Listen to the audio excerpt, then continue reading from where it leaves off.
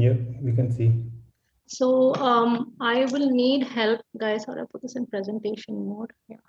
So I will need help towards the end with variables and constructs, because my understanding of it was very vague, and it was quite vaguely put in our notes. I checked some videos online. I got some understanding, but towards the end, definitely I need some help. And in between, I'll keep asking for you guys help also, or with examples and stuff as well. Okay.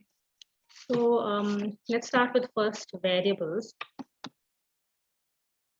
So as the heading says, variables and constructs is from research methods. It's block 1, unit 3. We haven't covered unit 2 yet, but this was better. This is the sequence has been put by Praveen, which it gives us more clarity also and understanding, because this is an important topic that needs to be understood before we can move to what is mentioned in unit 2. Okay, so variables. The meaning of variable is something that the dictionary definition is something that is changeable, something that keeps changing and varies. And it can take on at least, and when you say it's changeable, it doesn't have a fixed value. It keeps changing. So it can take on at least 2 values, right? Or another way of saying it should take on at least more than one value it should be able to take. That's what a variable is. And the value should be observable. For example, like the outcome of rolling a dice, right? The outcome it has 6 possible values. That means it's changeable. And each of these values is observable, right? You can see what the value is once the dice is rolled. So that is an example of something that is variable. The 2 conditions should be changeable, and it should be changing constantly, and also should be observable. So other examples are gender. Now, during the course of the experiment, gender cannot change. If you've taken a particular subject, the subject gender will not change. But you're saying that based on the, if you're choosing gender, the different individuals' genders can change, is what it means. It's not that that particular individual sample's gender will change during the experiment. That will not happen. But the sample size, that particular variable will change based on the individual that is taking on that. The data value will change based on that individual. Does that make sense? Did everyone understand that? Okay, I'll carry on. I think someone's not on mute. Can you guys just all mute yourself? Some other examples of variables would be IQ and also speed of the response to a stimulus. Now, in what is a more specific, or now when it comes to science, this is just the dictionary definition, but when it comes to science or research, you need to give a more specific or precise definition. So when you say that, then when it comes to science, you'd say variables are those attributes, or it could be characteristics or qualities of the subject that is being tested. That is, it could be the qualities of the object, or the characteristics of the event, or a thing, or a living being that can be measured. And these, of course, can vary. As usual, they have to be observable, and they can vary. That is a definition of a variable. Right. Now let me give you another example. For example, a variable when it comes to a situation will be the amount of sunlight that is being given to a plant. I think we've done this experiment many times. Amount of sunlight in a situational variable, it would be the sunlight that a plant gets. If you say when it comes to a being, you will say the variable will be the amount of practice that the person puts into learning how to, let's say, ride a bike. All right, that will vary. So their ability to learn, the ability to grasp riding would be different. Only 1 second. Kritika, can you go on mute, please, Kritika?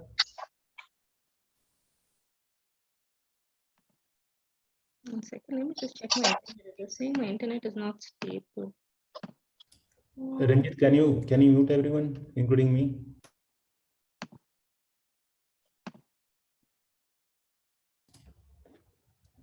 Thank you.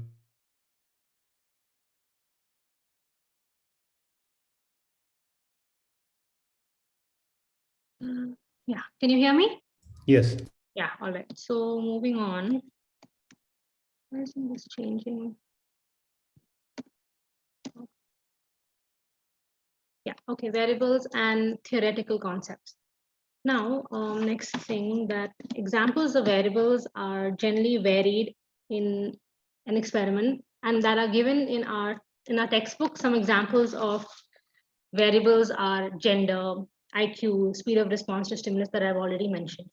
Okay, so now variables and theoretical concepts, we're doing, this is something that they mentioned in one paragraph in our notes, where they're saying it's important to understand that variables, there's a difference between the concepts, which is theory or the hypothesis, which is intangible, as it's shown here. The theoretical concept is intangible. That's something that cannot be grasped and not directly observable, is something that's intangible. And variables are tangible because they exist in our world, right? But the theory is just an idea.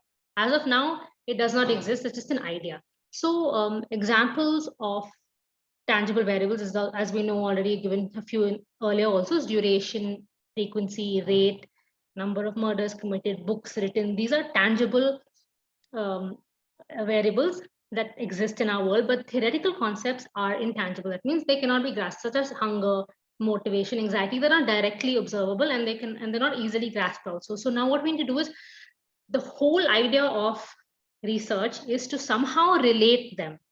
Okay, we need to bring these theoretical concepts, which are intangible, into practicality. And how do we do that? We use variables, because it is through these variables that we can study these theoretical concepts. So we have to somehow relate variables and theoretical concepts and study these intangible theoretical concepts using these tangible variables. How is that done? We make assumptions, okay, to relate the variables and the theoretical concepts. Now we'll explain this further on the next slide. Some examples of intangible theories given here is like the growth rate, which is a dependent variable. Let's say this is a theory. Okay, this first one, the growth rate of a plant is dependent on the amount of sunlight it receives. That is the theoretical concept. Now you have to, it's just an idea. Now we have to prove it. So we have to put variables into play in the experiment, such as the amount of sunlight it receives, changing that, and then measuring the growth rate. That is how those are tangible things that have to be plugged into the theoretical concept to make it practical, right? So something that we can actually define clearly. Is that clear? Okay, I'll give you another example, and then if you have any questions, you can ask me. The second example is a theory. This is the one given in our textbook, so I want to explain it. Okay, this is a theory. They said that the theory assumes that increasing anxiety will increase the affiliation motive. Now, this is another theoretical concept, or like what Seema explained yesterday, declarative statement, right? So theoretical concepts are basically declarative statements. No, hypotheses are declarative statements, but theoretical concepts kind of are the basis from where hypotheses are formed. So now the theory assumes, in this case, in this particular example, the theory assumes that if you increase anxiety, it will increase the affiliation motive. Before I explain this example, I have to explain what affiliation motive is. So there was an American psychologist, Henry Murray. Pretty recently, he proposed a theory of personality, which revolves around one's needs and one's motives.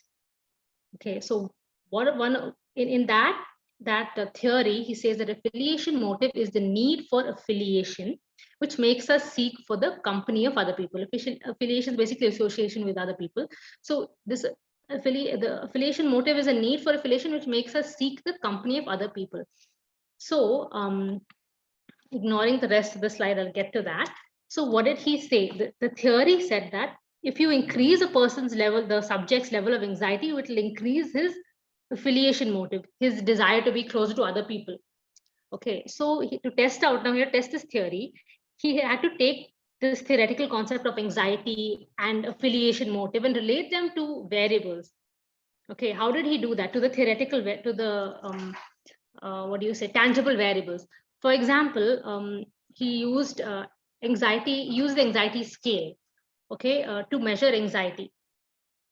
So the anxiety scales of two kinds, there are many kind of anxiety scales. Whole plethora of tests are there. One of them is Beck's anxiety inventory. One is Hamilton's anxiety rating scale.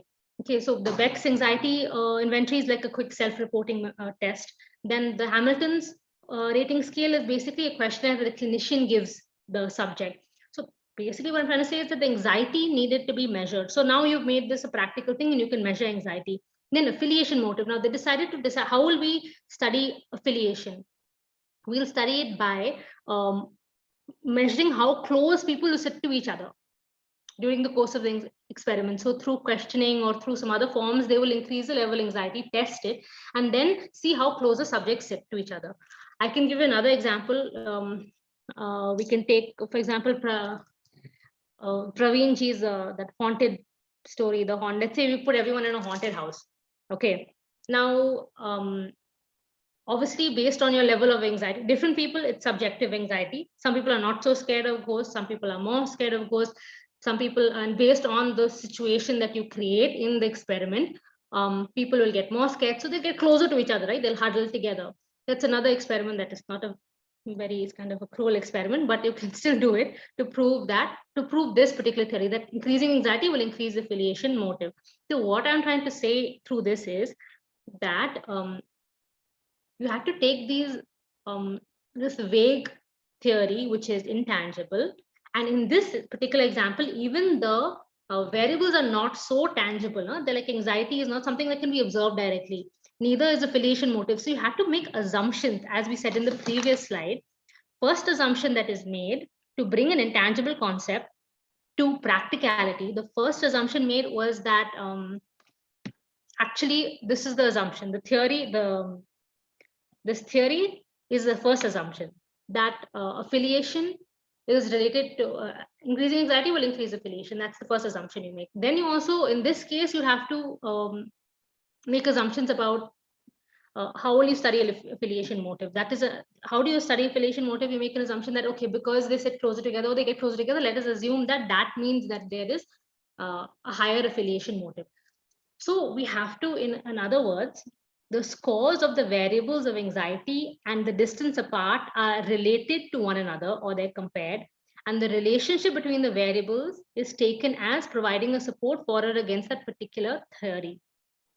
So in brief, it means that you need to take these tangible variables, make them measurable, make them quantifiable, and use them to test theories that are right now just an idea, or even theories that are right now just vague concepts, right? Like anxiety, that's not a theory. Anxiety is itself a variable, but it's a very intangible variable. So this is what we do with experimentation in general.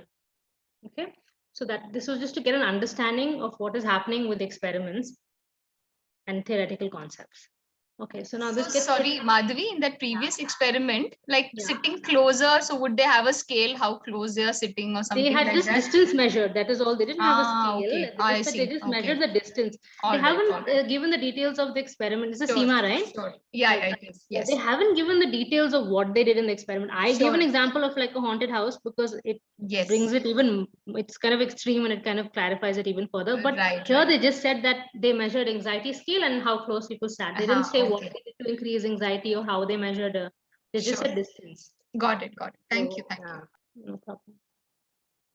Anyone have any other questions? I know this is a little bit of a difficult concept to understand and difficult to explain, but if you have any questions, I don't mind like stopping and explaining. Stop me anytime if you have any doubts. You're doing great. Yeah, you're doing great. Excellent. Yeah. Okay, now this gets very simple. Okay, now we're just talking about types of variables. I have rearranged them a little bit because I feel that first in our notes comes stimulus, organismic, and response variables, but I've rearranged it and I put independent and dependent variables first because all other variables are in some way related to independent and dependent, and many of them are themselves like subsets or subcategories of independent and dependent variables, or they themselves are independent and dependent, and they're just been given different names depending on the kind of experiment. Okay, so the most important are independent and dependent variables. So let's start with independent variables. So the definition of, in 1 second, just give me 1 second. Yeah, so the independent variables are, I have a note somewhere here. Yes, okay. Independent variables.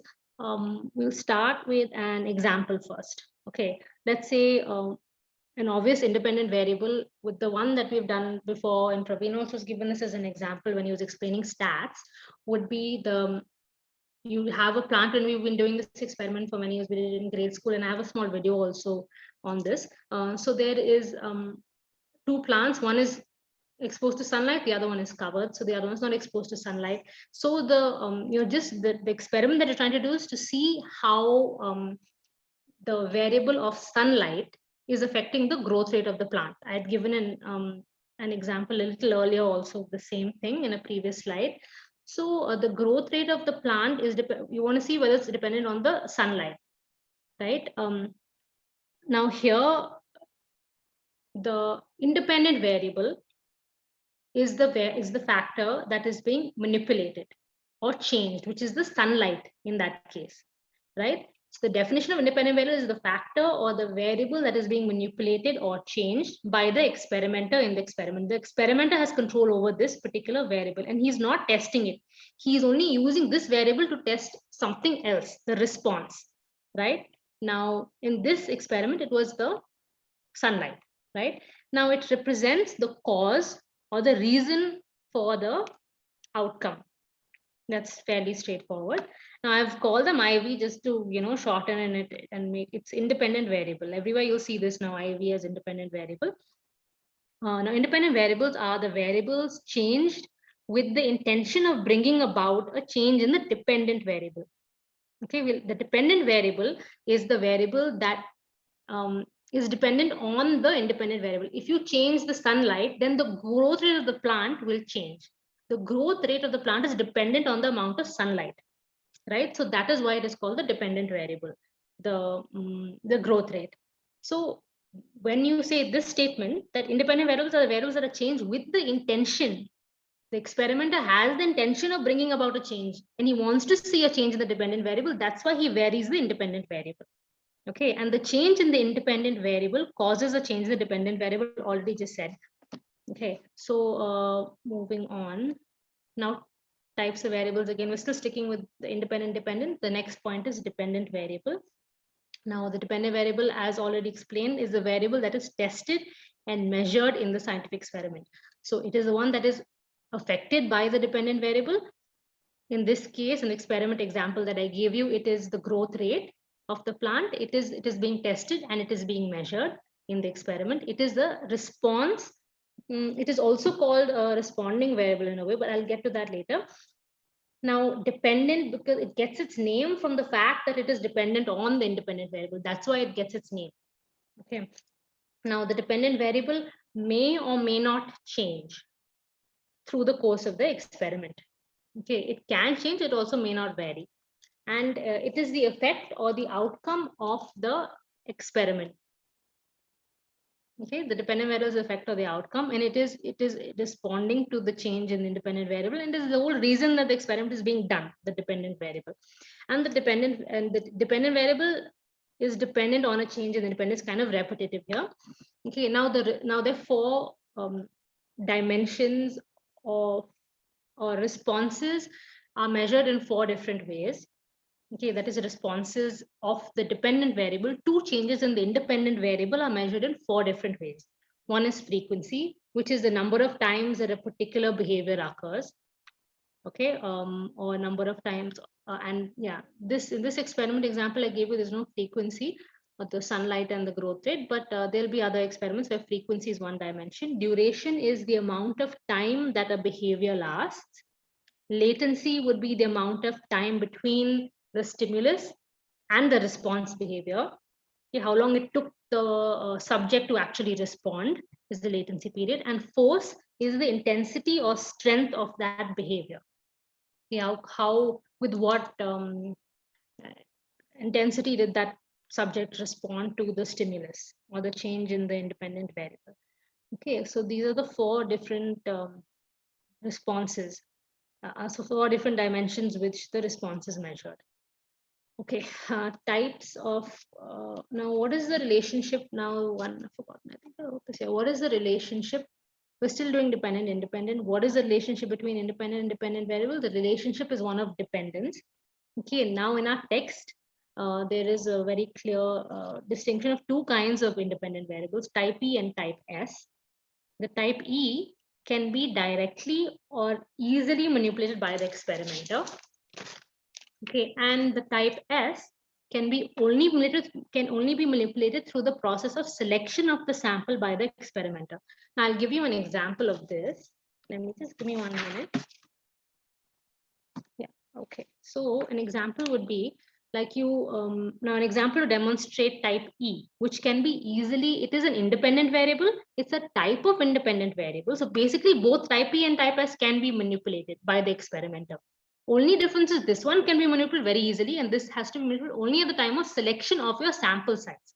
Okay, so type E, an example to demonstrate type E is an experimenter wants to study the effect of noise on the task. This is the one given in our notes, this example. Okay, the experimenter wants to study the effect of noise on the task performance or the output of a group in an industry. So what does he do? So what happens then? You expose the group to noise, which is the independent variable, and you will see their task performance, their output, which is the dependent variable. And the dependent variable, the output is dependent on the noise level, right? So you manipulate the kind of noise. You give 3 different kinds of noise, like continuous noise, then intermittent noise, and then no noise, to see the effect on the task performance of the dependent variable, right? So here, so in this case, the independent variable, which is the noise, can be easily manipulated, right? That's why it's called a type E independent variable. Another example to now, let's demonstrate the type S independent variable. Let's take the same group of workers. Now the experimenter wants to study the effect of the age of the workers on their task performance or their output. It's the same group. He wants to see if the age makes any difference. So he'll select a group of workers on the basis of their age. So this he cannot do during the experiment. This has to happen during the selection process. So he'll select the group of workers on the basis of their age. So in age ranges, right? So he can get a appropriate representation of the different age groups. So he can take 19 to 29, let's say, and then he takes 30 to 39, then 40 to 49, and so on.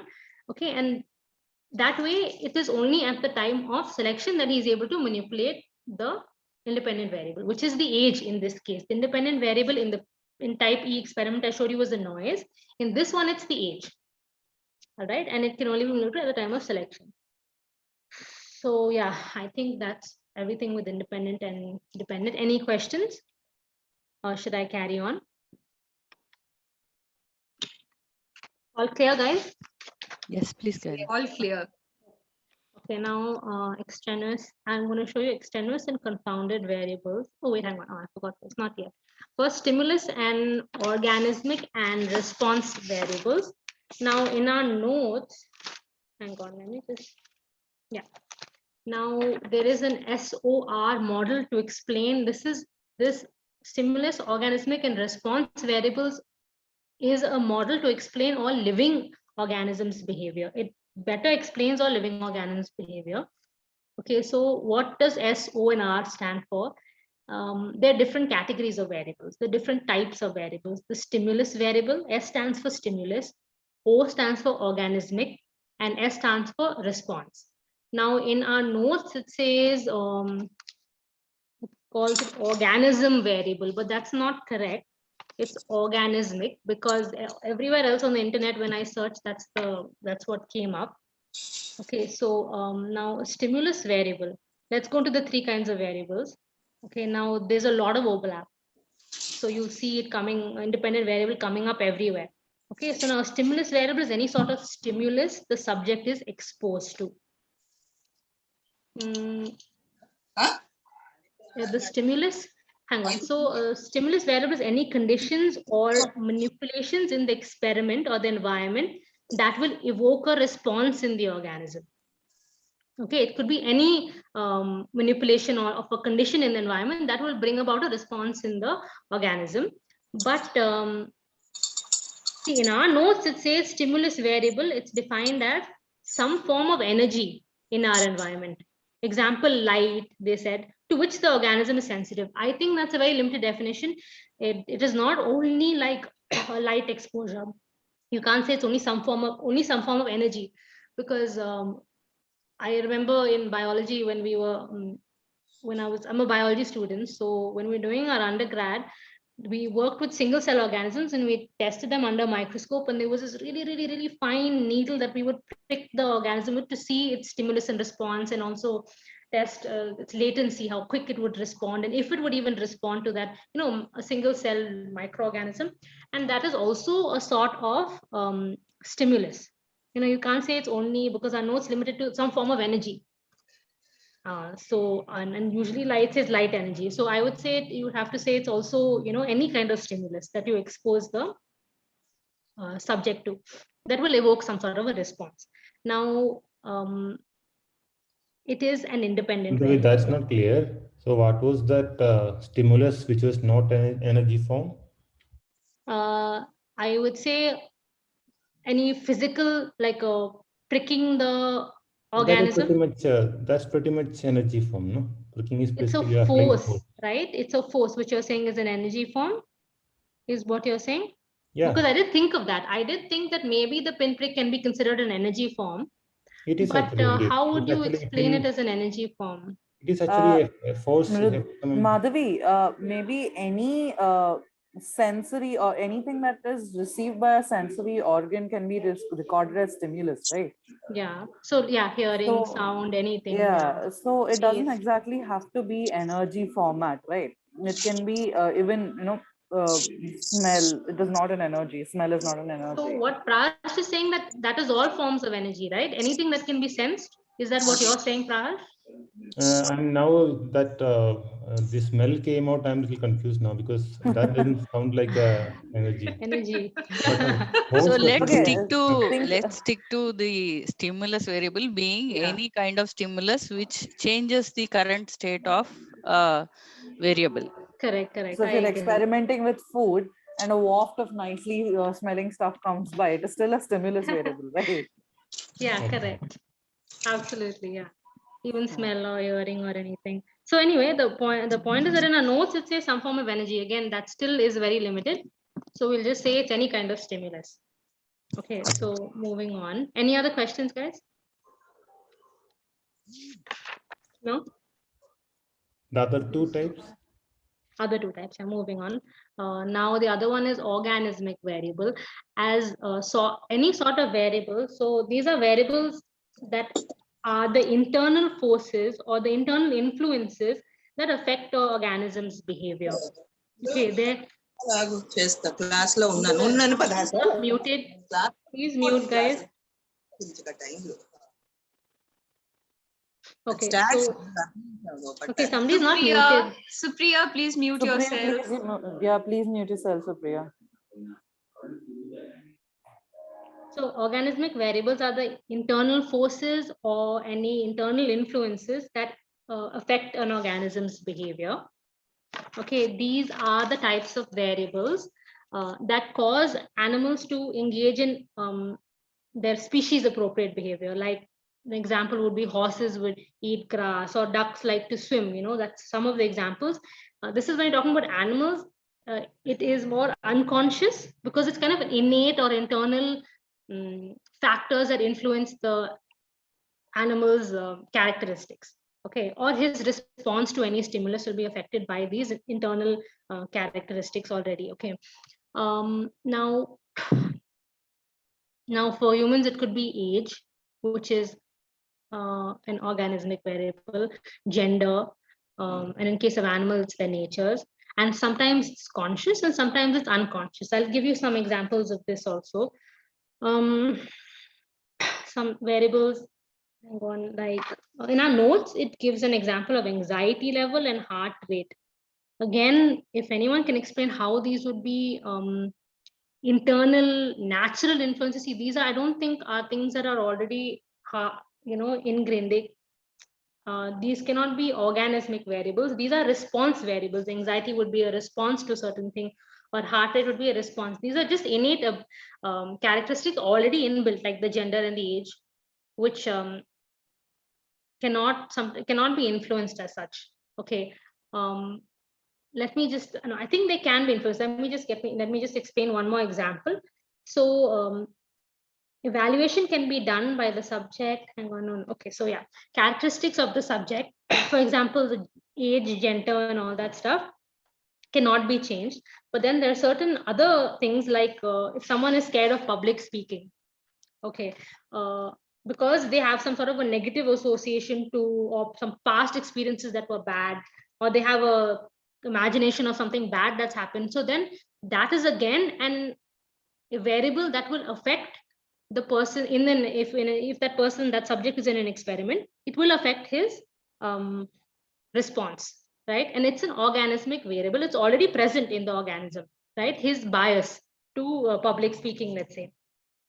Sometimes the organism can be conscious of it, or sometimes it's unconscious. In humans, obviously it can be conscious, okay, but they have no, for example, a fear or a phobia of cockroaches. They have no idea why sometimes, but it's subconsciously they have a fear of cockroaches.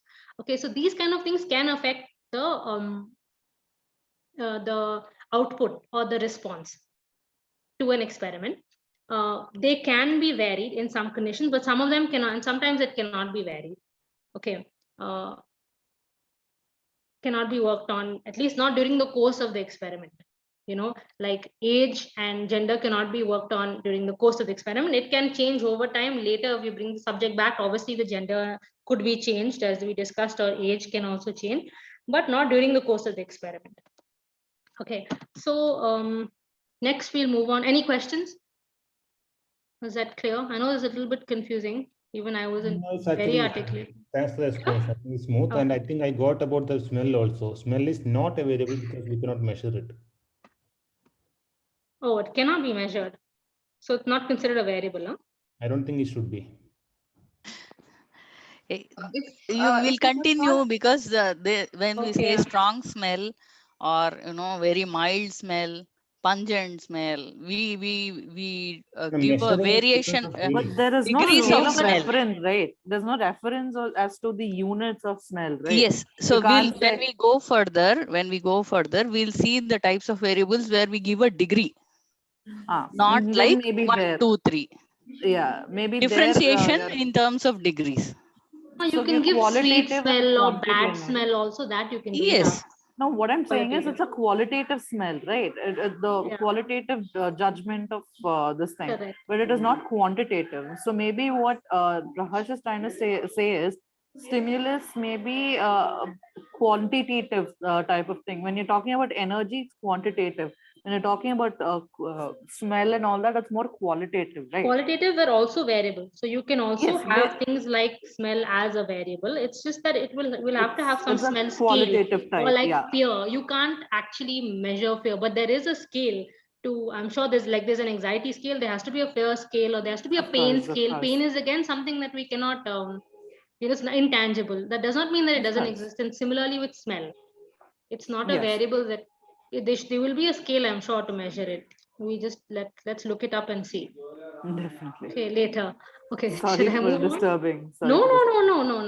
No, This is a good discussion. The distinction that I felt is that, yeah, among these three, right, response variables we can keep aside because that is the output. That's the dependent one. Correct. The other two are the independent one. We vary Correct. them. Now, Yeah. in 1 and 2, the 1 seems to be exactly measurable to the dot. The 2 seems to be quality basis. The one Srivali was Yeah, talking that's also measurable. 3 is measurable. Sorry, 2 is not measurable.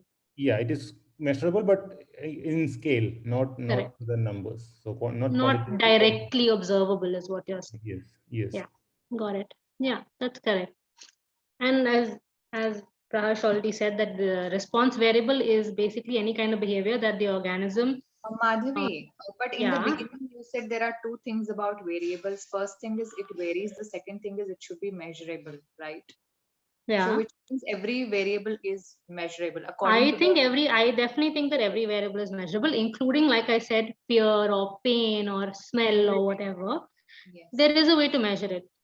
it will just be like I think it was Vasudha who said that it will be because I can't see everybody, that's why I'm saying I think it was It's me, it's me, Vasudha. it's me. Those it's me. two were the conditions, right, of variables. That Yes. one, it varies, Yes, and the other it is. is measurable. If it is not It is measurable, measurable. it might not be variable then.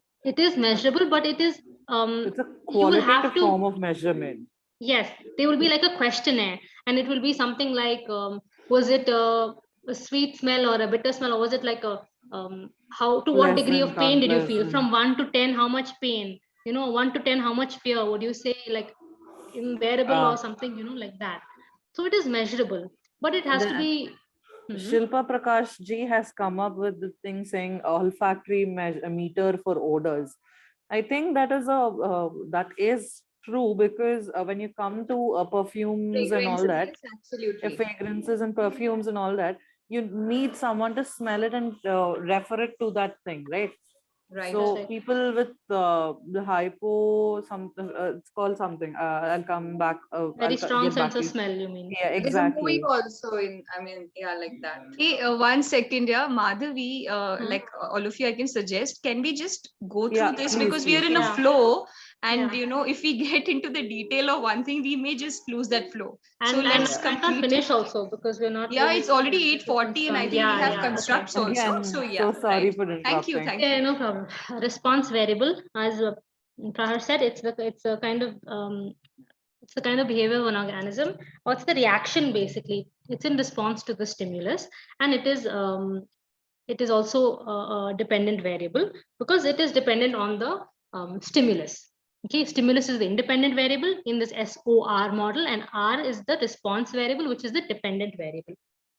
Okay, it is a reaction to the stimulus. Now, in this next slide, I'll just skip over really fast because we're running out of time. Stimulus, organismic and response. It's an external stimulus which causes, because of some internal characteristic, which can influence also the behavior or response happens. Okay, and then there was a rat shock experiment in our notes. Okay, I'll go over it quickly. What they said was in this experiment that there was a metal grid on which there was a rat placed, and there was a platform above his head, and they would expose a rat to shock.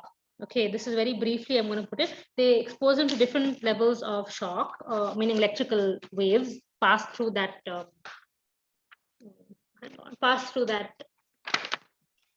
grid, and they wanted to see the speed or the latency period, how quick he would jump up onto the platform.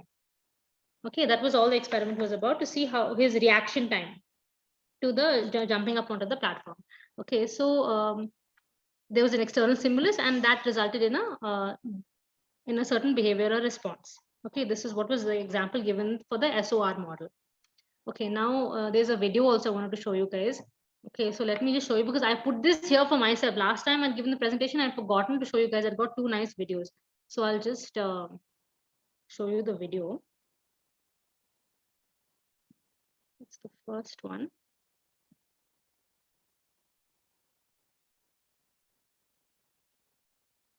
Skip it a bit because it's not important.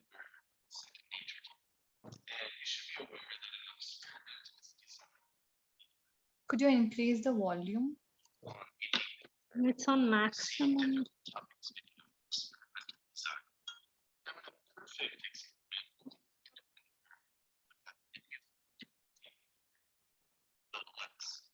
Madhavi, it's not Can you guys audible hear? at all. No, Madhavi, Not not at all. audible.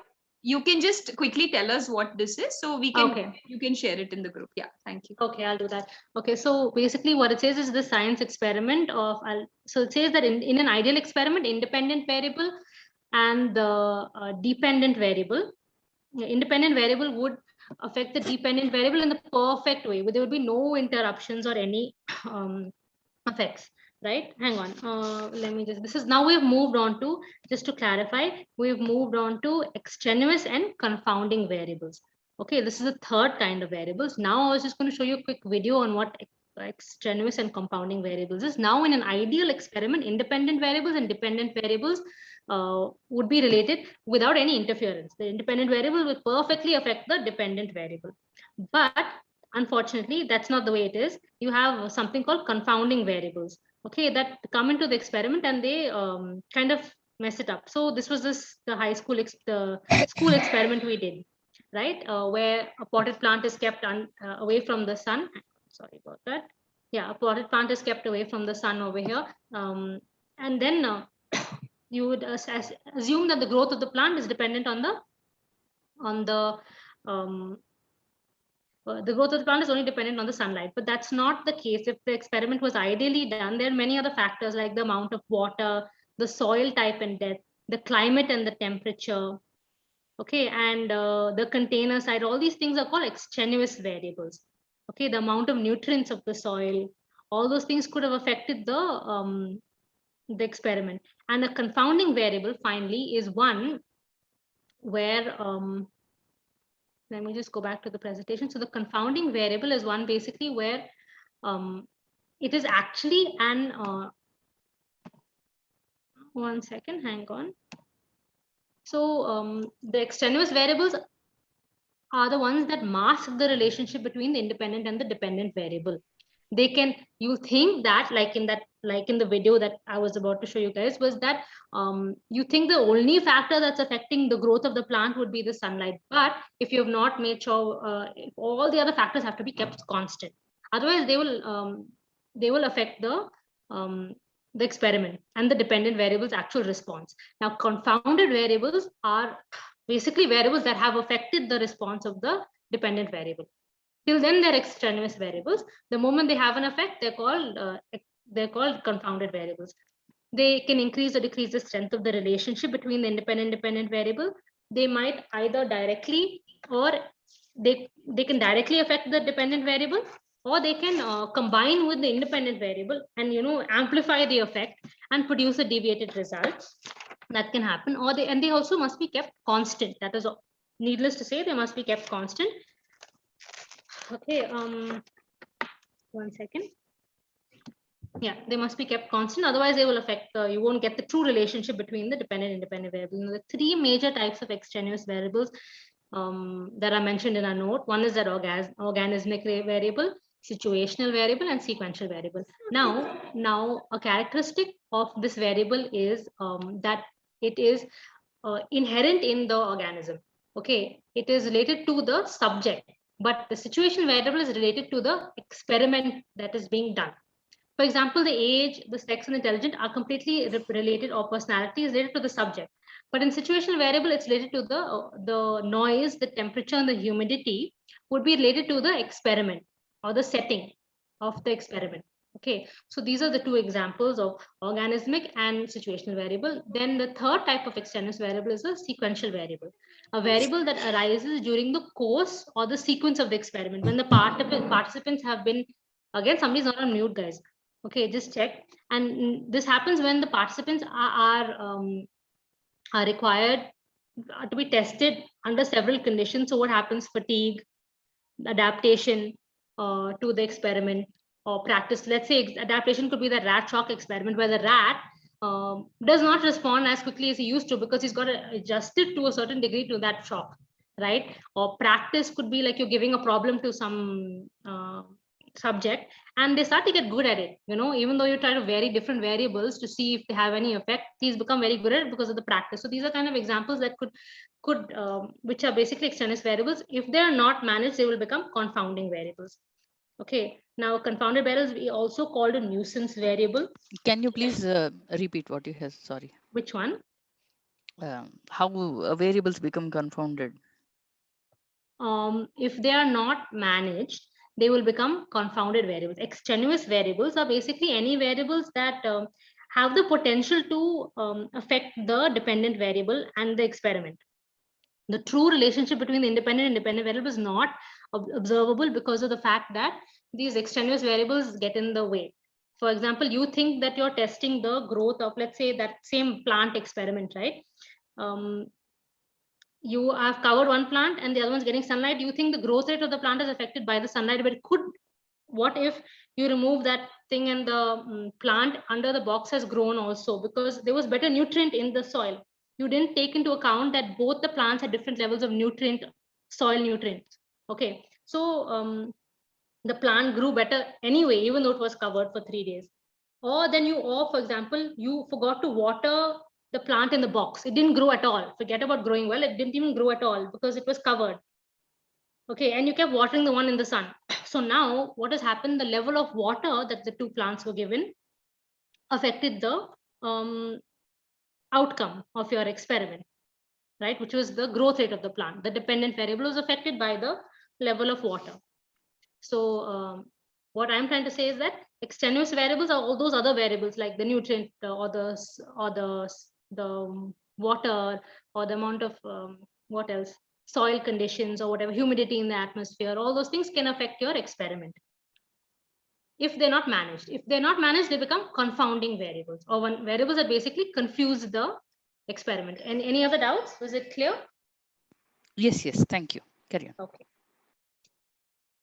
I'm going a little quick because otherwise I won't finish. Okay, confounded variables, also called a nuisance variable. Okay, another word for it. And a confounding variable are those that combine the effect of the independent variable so that the effect of they cannot be separated from each other. The actual dictionary definition of confounding is to basically confuse. Another definition is to mix something, so it cannot be separated. Another, if you actually look up the dictionary definition of confounding, it is you mix something up, so it cannot be separated from everything else. So that's what's happening here. These confounding variables, they combine in effect and with the independent variable, and then they cannot be separated. Extraneous variables, basically confounded variables are extraneous variables, but they are extraneous variables that interfere or confound the result. And confounding makes the conclusion of the study, of course, doubtful. That's needless to say. Now, another point that's not in the notes, but I thought this was interesting, a control variable is when the extraneous variables, such as in that example, which was the water, nutrient level, all the other things, they're identified and they're kept in control. Their effect is kept constant or it is minimized, so that doesn't have any effect on the outcome. So that is basically the extraneous variable that has been controlled is called a control variable. All right, it's another thing to know. There was another video, okay, which I don't think you guys might not be able to hear. So I'll just I'll share all these videos.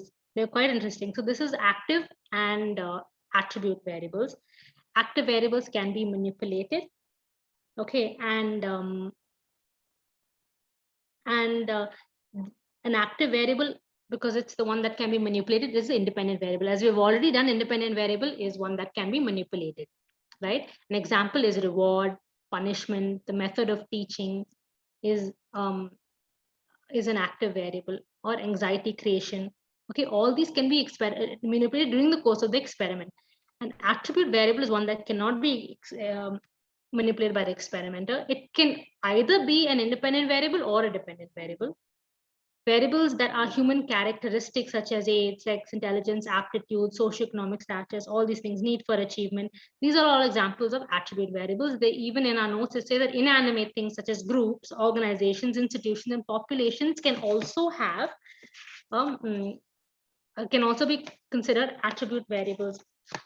Okay, because they said organizations are variably productive, groups differ in cohesiveness, and geographical areas vary widely in resources. That's what it says in our notes. So you can also consider these things, inanimate things, as attribute variables. So it's pretty simple.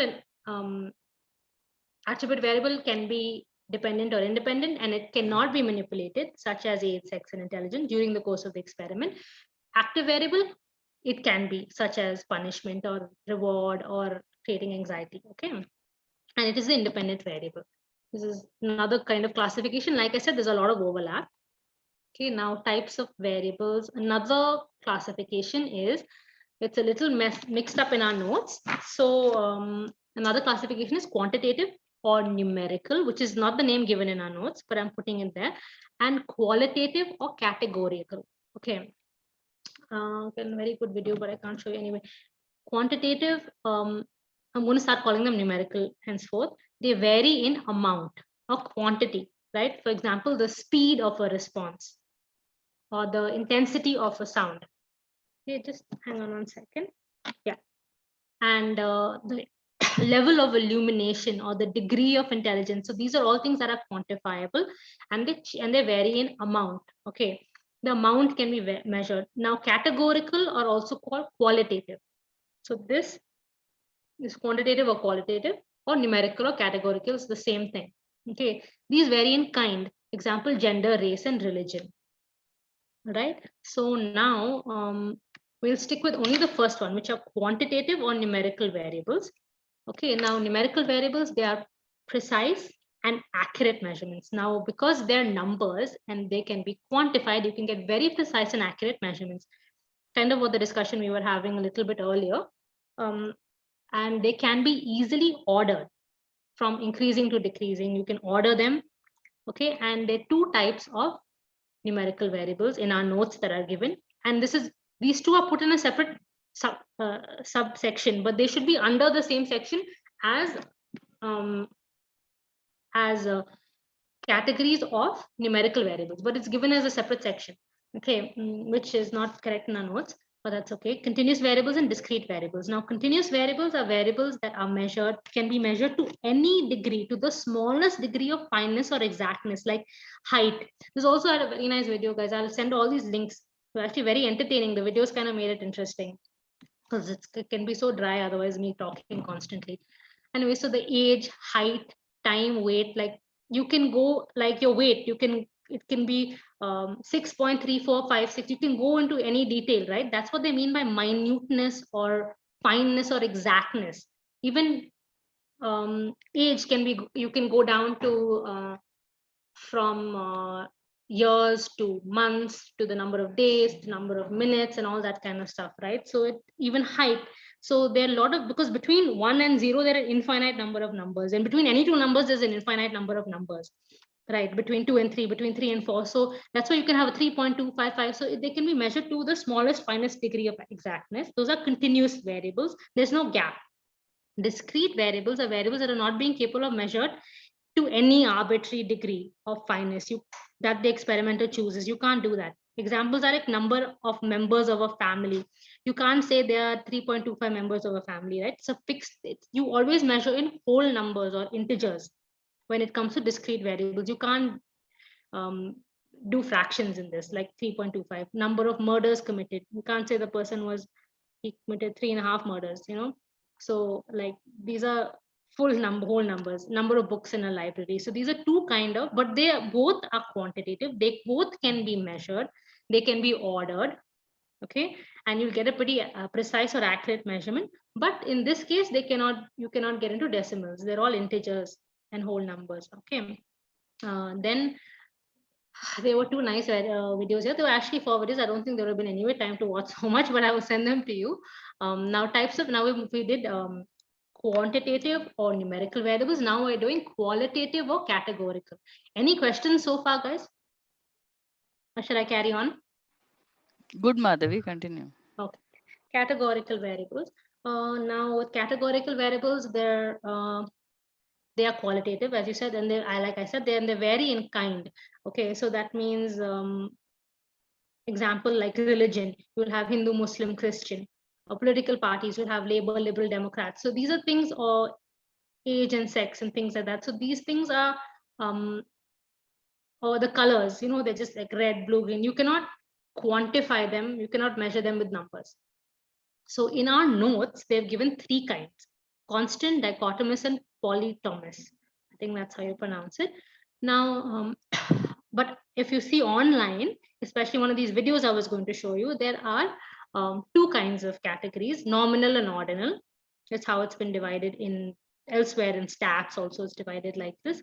Now, I will stick with this definition, and this somebody else can add what is nominal and ordinal. In the video, it is beautifully explained. But if anyone wants to add something, I can also tell you. But I'll get someone else to give their input on nominal, ordinal. But I will explain these 3 because it's in our notes. I put them in into the presentation. Otherwise, it's not. These are not the way they're categorized. Yeah, Praveena. I'm back. So you want an example for the nominal? Nominal and ordinal, yeah. You can give. So basically, it is like this, right? I mean, there are 4 types of variables that are really dictated by the nature of the data. So when you are actually saying the nature of the data, the type, the variable type, right? So whether it is a numerical value or whether it is a non-numerical value, those kind of things. So nominal comes as the first category item. So what nominal means is it is not at all a numerical value. Basically, you can't really put an order to it. You can't say that one value is greater than the other, kind of a thing. You can't really put a, I mean, you can put a random variables, but it's like this, male and female, right? Gender. If you take gender, it is like two values, male and female. There is no order. There is nothing like a number to it. That is what is nominal. So so here it is just that you are categorizing it as various categories, and there is nothing like a greater or smaller or anything like that. So that is nominal. Ordinal goes to the next level where you are able to categorize. You are able to categorize, and also you are able to put the order. So basically, you can say that something like you are evaluating the emotion, and you are saying that he is highly emotional, and he is like medium emotional, he is like less emotional. You can really order it. So even though there is no numerical value like less, medium, and high, but you can order it. That is ordinal. So the next level that comes is, yes, you can actually categorize it. You can put it in an order, but it doesn't have any absolute zero. What it means is, see, for example, heartbeat. Heartbeat is a numerical value where you can actually say that my heartbeat is like 60 beats per second, 70 beats per second, and I can even order it, right? I mean, 60 is lesser than 70, and there is a 61, 62, 63, and all those stuff. But there is nothing like an absolute zero, okay, in certain things, right? So that is where the interval is actually coming into picture. Like temperature. There's no Like absolute temperature. zero. No, yeah, so that's right. It can go So to basically, negative also. it can go into negative as well. So whereas ratio is something that does have basically absolute zero as well. So you can say that there is something that that can actually, so heart rate rather, it belongs to the ratio category where you are saying that there is a zero. It cannot go into the negative, whereas interval goes into the negative where there is no absolute zero. It can go anywhere. Okay, So got it. that's Nominal, how ordinal, interval, and ratio are ratio. the 4 kinds. That's right. 4 kinds, yeah. Reno is a good way to remember that. RINO. Reno. Okay, yeah. Yeah. So Yeah, these are the acronym is 4. always- And these first 2 categories, nominal and ordinal, falls under qualitative data. Continuous and discrete falls under quantitative data. So depending upon these, you can even determine that what kind of operations are possible. For example, in certain cases, even addition, subtractions is not possible. In nominal data, what you can do, can you actually add a male and female as an attribute? You can't do it, right? So in certain cases, addition is possible, subtraction is possible, but multiplication is not a possibility. So it actually goes in that way. So what operations are possible? So based on that only you can have statistical algorithms, right? I mean, the algorithms which require multiplication, you can't really use data which you can't multiply. So that is where the algorithm changes. So these categories of data is something very important, which which becomes a basis for you to select the algorithm that you can use in future. So all the statistics, various ANOVAs or correlations or whatever that we would be seeing down the line, it all depends on this particular nature of the data. So first 2 are like add and subtract, cannot work. Rest 2, that is interval and ratio, add and subtract, is something that is possible. Okay, so first 3, basically nominal, ordinal, and the interval, you can't multiply and divide. Only ratio you can do a multiplication and divide. So it goes like that.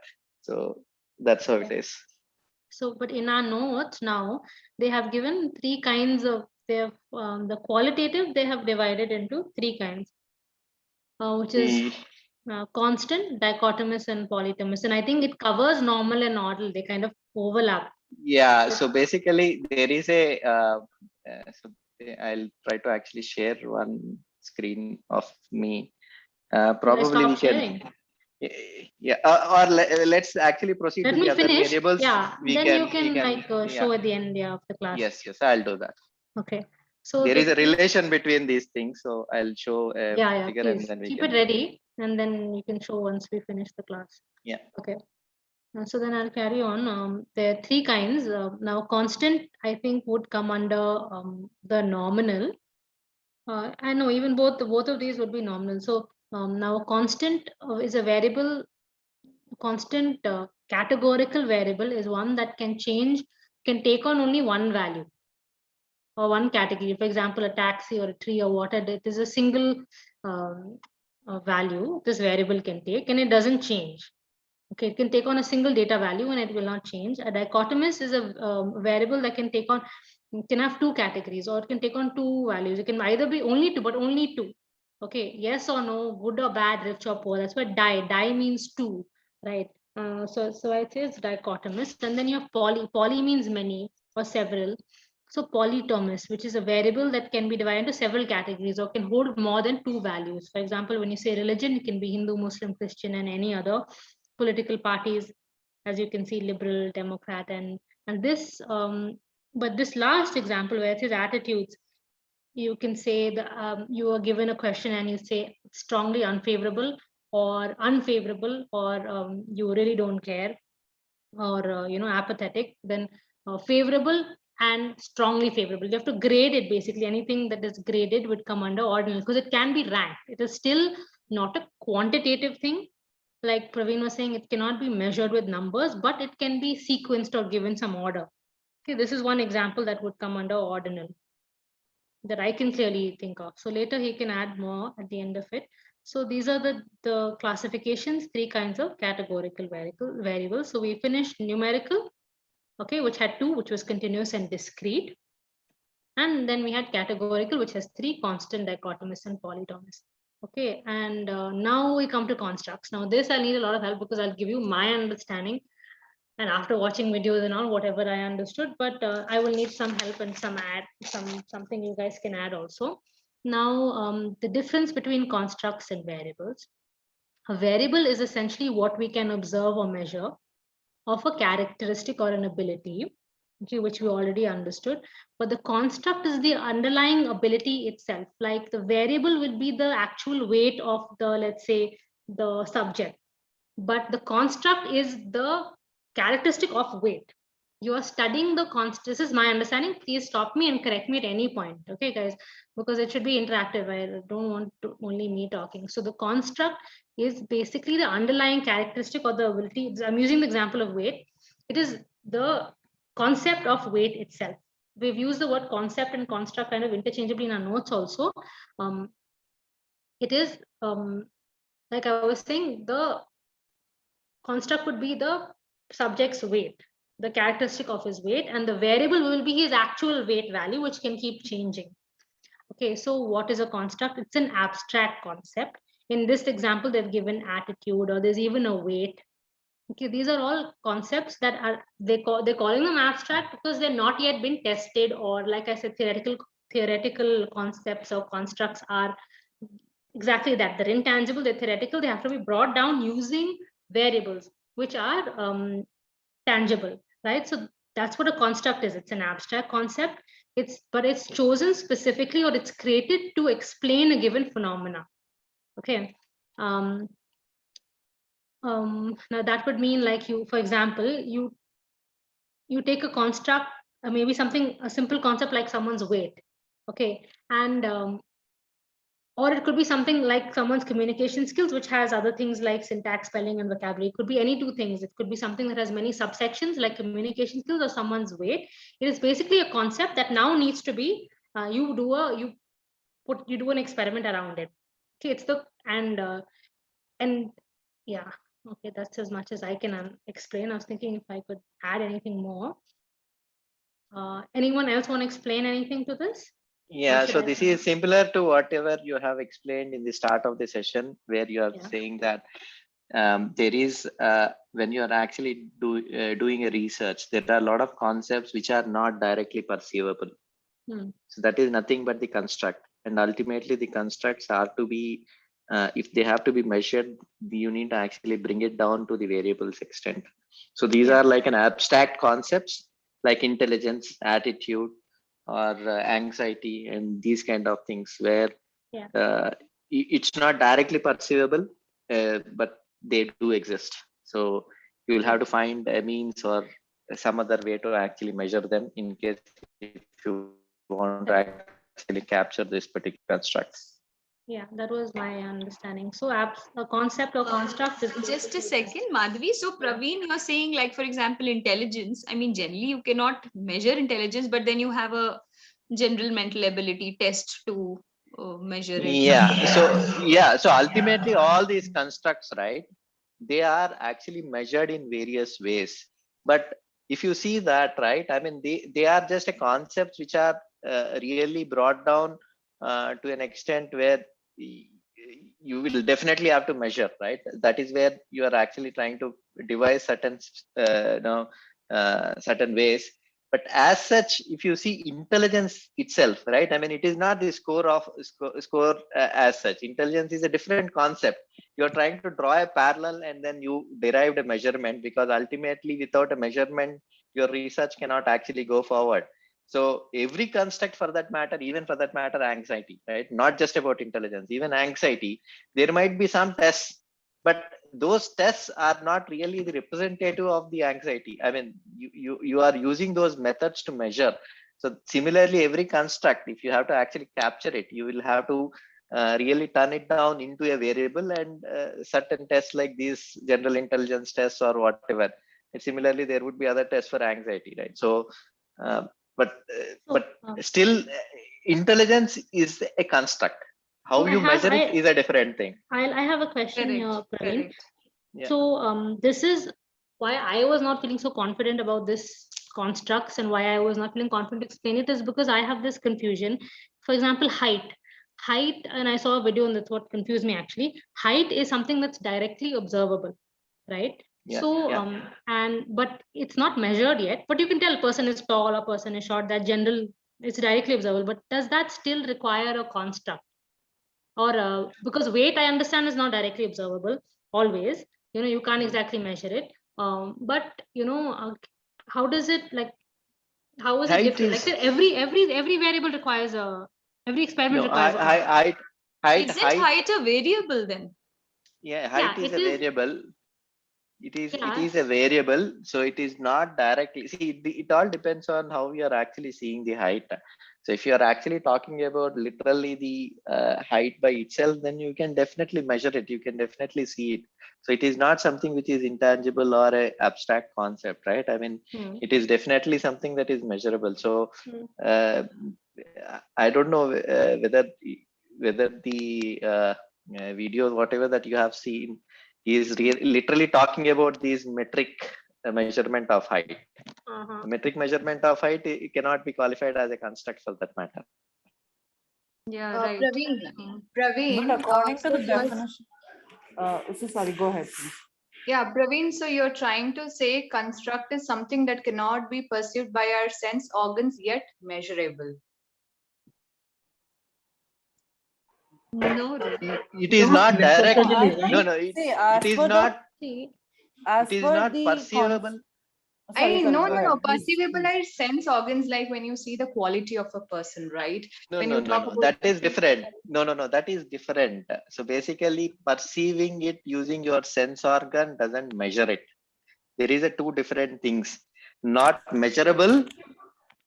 See, so this is not really telling that construct is an imaginary concept. It is not telling that intelligence is imaginary. Intelligence is real. Anxiety is real. That's And all you it is. exactly, you cannot measure it. Okay, so you right. can't say that his intelligence level is 70. So it is like that you can't really directly measure it. So Yes, you is can it see something it. like I mean, so a student with anxiety, right, tends to make more mistakes. So here the construct is anxiety, and how it is being measured is by the number of mistakes the student makes. Correct. So that Correct. becomes a variable, right? Correct. See, Exactly. according to Exactly. what construct is here is defined here is it is an abstract concept. It is not exactly imaginary, because imaginary takes you to a different world altogether. Abstract here is something that you cannot touch, or it is not physically there. It is not an object. It is just a feeling or something that can be seen but not quite felt. So, One can I And add second. one more another thing. example Can I here? add something Trying to to this? confuse you people more. I'm Yeah, sorry. one second. I think Can I no, add one something second. here? I think it's quite clear, right? I mean, a construct is something which is abstract, and to make it Yeah. more measurable, it And- becomes a and- variable.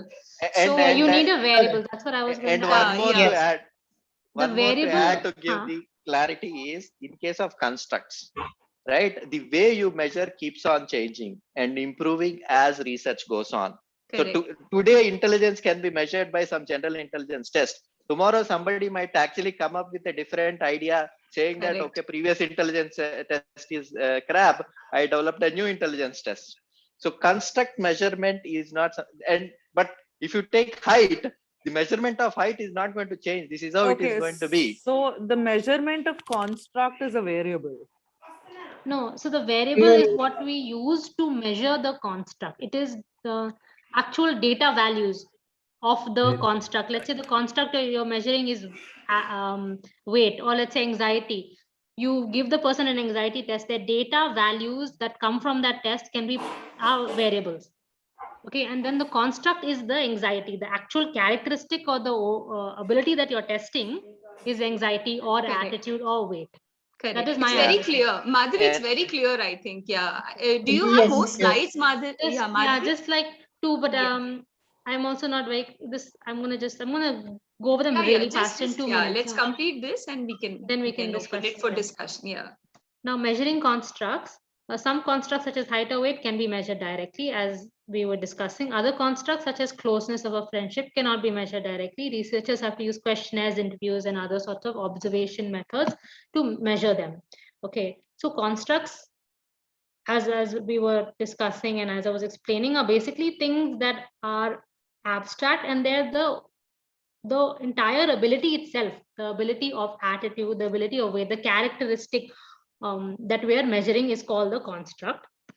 And the variables that we just studied earlier are the data values that come from the measuring of this characteristic ability, such as attitude or weight or whatever. Okay, some of them can be directly measured and some have to be measured indirectly. Types of constructs, these are given in notes. This I am just going to read it and then somebody's going to explain it later because I did not understand it. Types of constructs, intervening variables. It is utilized. This is what I got from the notes, and one more video said exactly the same thing from the notes. Types of constructs, one are called intervening variables and the other ones are hypothetical constructs. Okay, intervening variables, it is utilized as a summary term for a group or other constructs. It has no meaning apart from the context in which is utilized. Hypothetical constructs that can be directly observed but inferred, cannot be directly observed but are inferred from the data, called hypothetical constructs.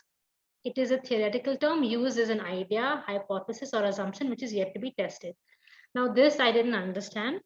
We'll just get back to it because I want to do it right in the end. I just wanted to say two characteristics of constructs are they firstly they're theoretical and they have a theoretical dictionary definition. For example, if you take that attitude, it's dictionary definition. These are characteristics of constructs. Okay, they have two important characteristics. One is its dictionary definition, which is a feeling of attitude may be defined as a disposition or a feeling or an affect. This dictionary definition is of no scientific use. It needs because it needs to be precise. It needs to be clear. Okay, and there should be a structure for the experimenter to understand, and the person who views the experiment or reads it later should also be able to understand in theory. So then there's an operational definition also. This is to help the experimenter define how the construct will be empirically or experimentally measured. Okay, it links the construct and the way it is measured. Basically, it links the theoretical construct, the abstract construct, with the variable, which is the tangible thing. We discussed this earlier, much earlier in the first or second slide itself. I explained the tangible is used to define the intangible. That's basically the same thing. The construct which is abstract or intangible is used to explain the tangible, which is measured or quantified, okay, using the tangible variables. All right, so this is another example. They've given English proficiency must be operationalized, or basically there must be experimental steps and ways of measuring put into place. How do you how do you measure someone's English proficiency? You can't just see them and know that. You give them a TOEFL test, or you do a reading test to measure it. Okay, these are ways. This is how you make it tangible. The intangible construct of English proficiency is made tangible by doing tests. Okay, then temperature.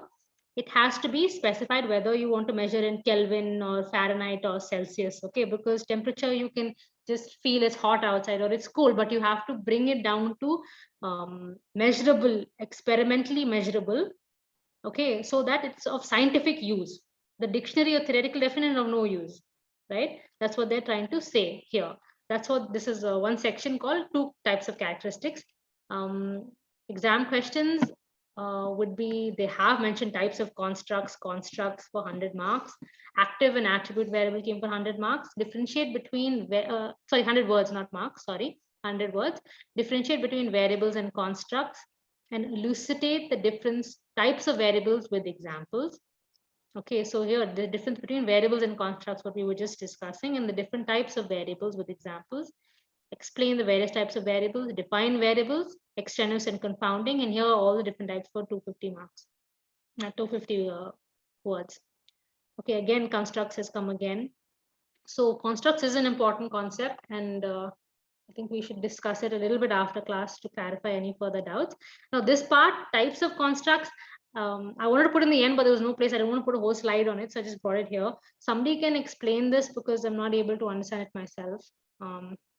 I read the notes. I looked for it online. There's nothing on any presentation. So there is only one someone. Praveen, huh? Praveen, I'm one. hoping you can shed some light on these type of constructs. I'm leaving it up so you can kind of read it and try and understand. Or maybe we can do it another class if you want to take some time, because I wasn't able to understand it.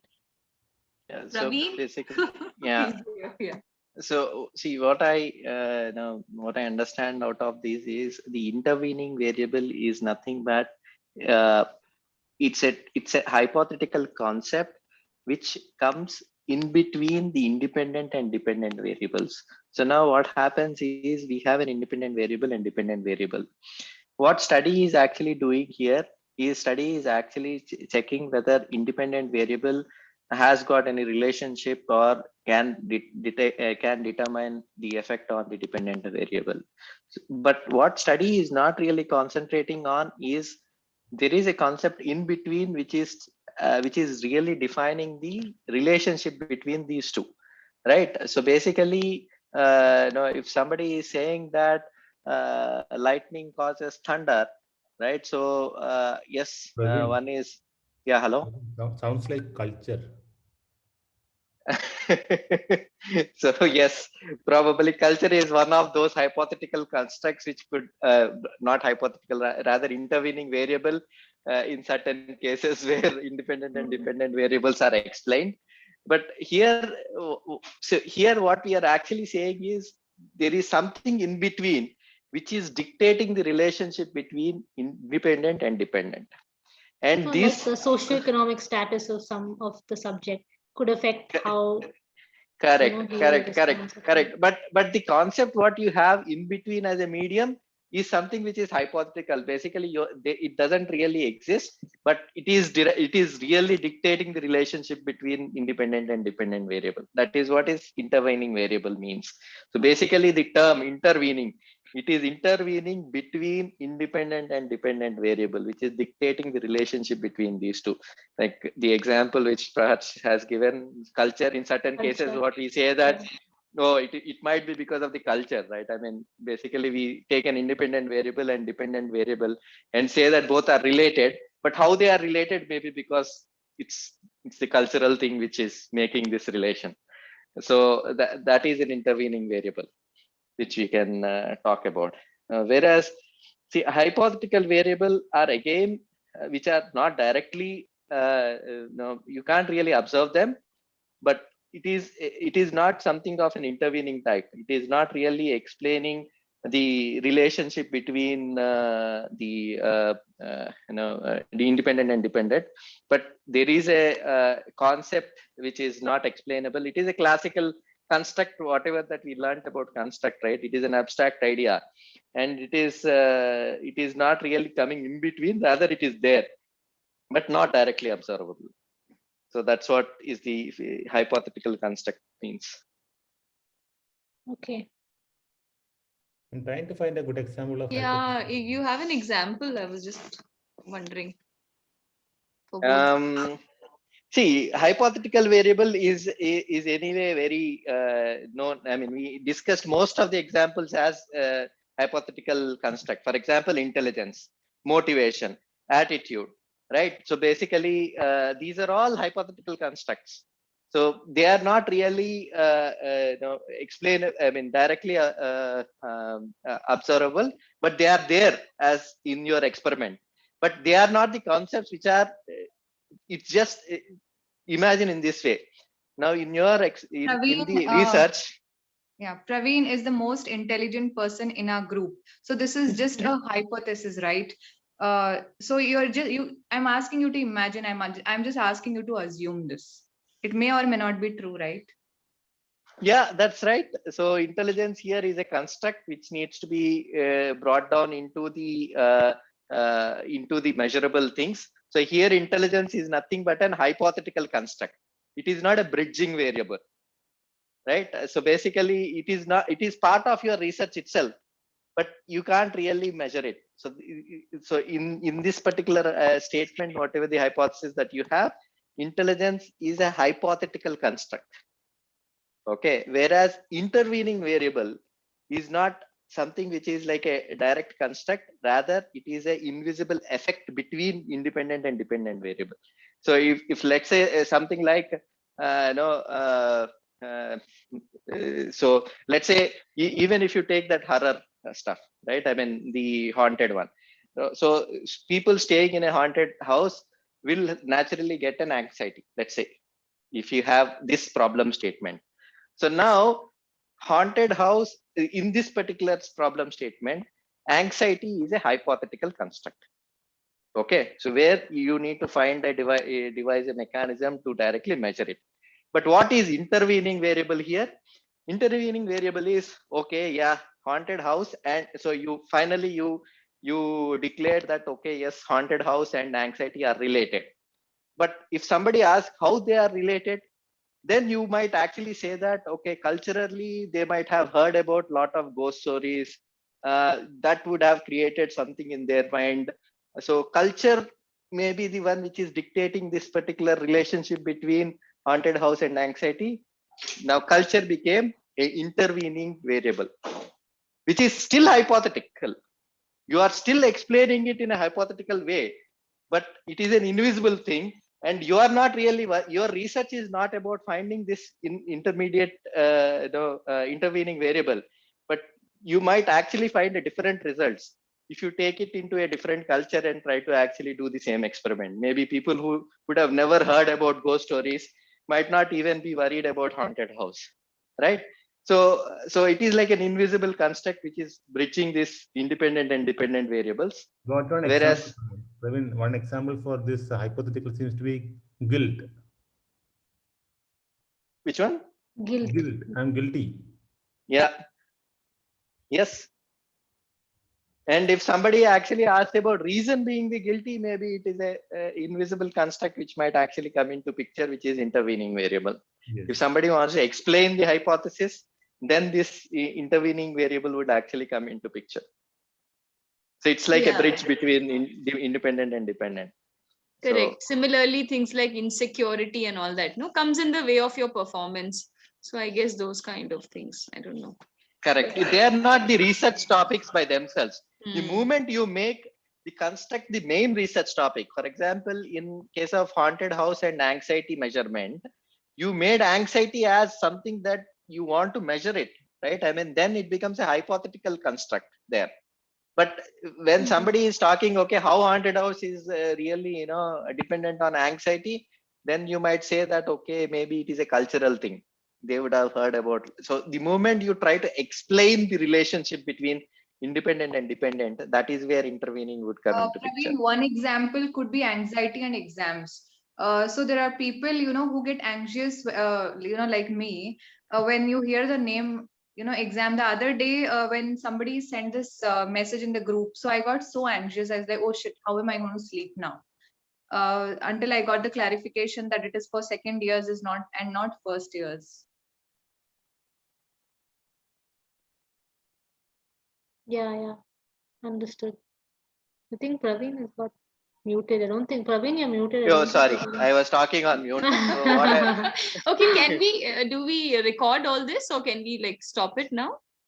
You think Yeah, I we think should we can record? stop. Now I think we can only stop. thing which you can probably further record is there is one thing which I wanted to show in the screen on how these particular various variables are related to each other. Yeah. Yeah, Share that'll be screen, great. yeah. Yeah, go ahead.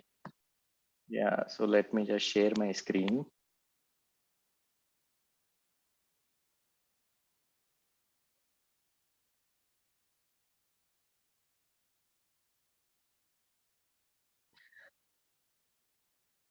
Let me know if it is visible. I believe it is visible now, right? So, okay, so it is there in our wiki. So there is actually a graph which talks about how various types of variables are coming into picture. Okay, so you can actually zoom in to actually see even further. So there are various classifications, whatever the variables that we have actually seen, right? It's not that you can't compare independent variable with something else like extraneous or intervening or active or whatever it is. So these are all various classifications depending upon the way you are actually looking at. Okay, so so if you actually look at the nature of data, then you are coming to a conclusion that you have a qualitative and quantitative variables. Okay, but if you are looking the role in the experiment, right, you are doing the experiment and I want to classify that, okay, this is dependent variable, this is independent variable, and this is control variable. Okay, so this is based on the role in the experiment.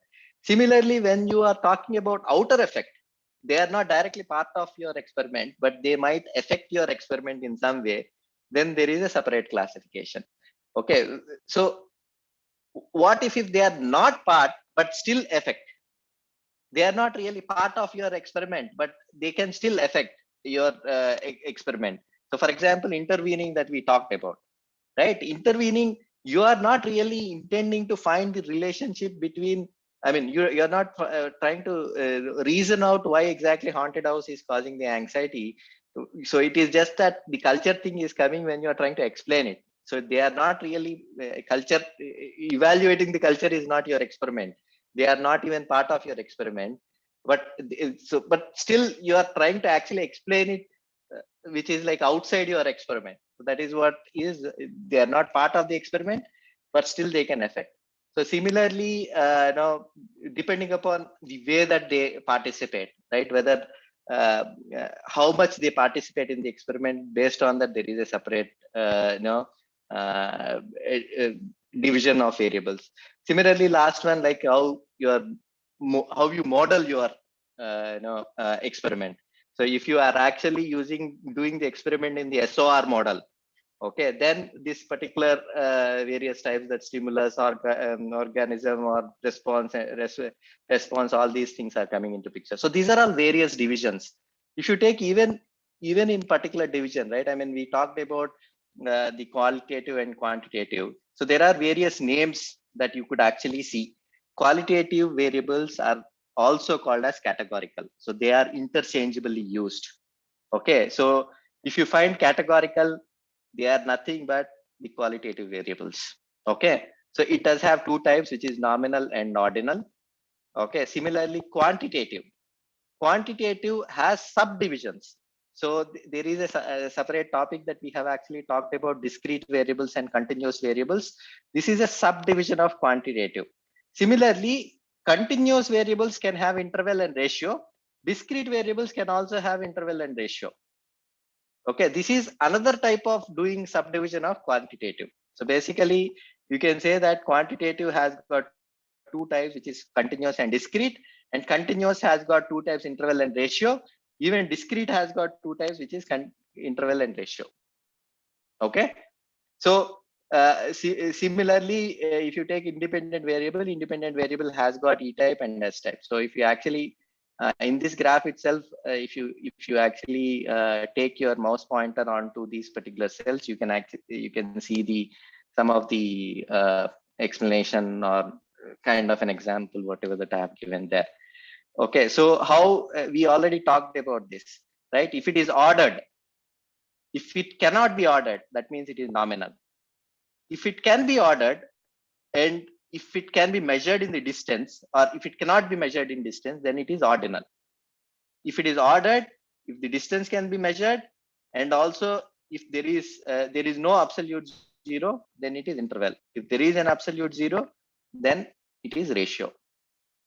Okay, so it actually goes like this in terms of various variables. So you can use this graph if if in case if there is any confusion. So there are certain examples and other things mentioned over here. So you can. It's very check it out. comprehensive. Praveen, Thanks, Praveen. can- Lovely, yeah.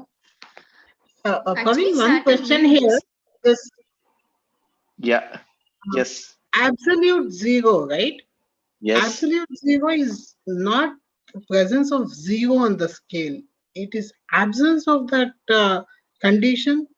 Because So when I was it little is like this. confused with that. Absolute zero is nothing but you are saying that there is no negative numbers that are going to go. So here it stops. That's what absolute zero means. So there could be in certain cases where the number could be 30, but it is like an absolute zero in terms of it can't go below 30 types. So if somebody says that so and so thing cannot, in a scientific terms, if somebody says that okay, the temperature of so and so cannot go below 30 degrees, let's say, then the absolute zero for that measurement is that 30 degrees. So it is like you can't go below that. So there is nothing that exists below that. That is exactly what absolute zero is.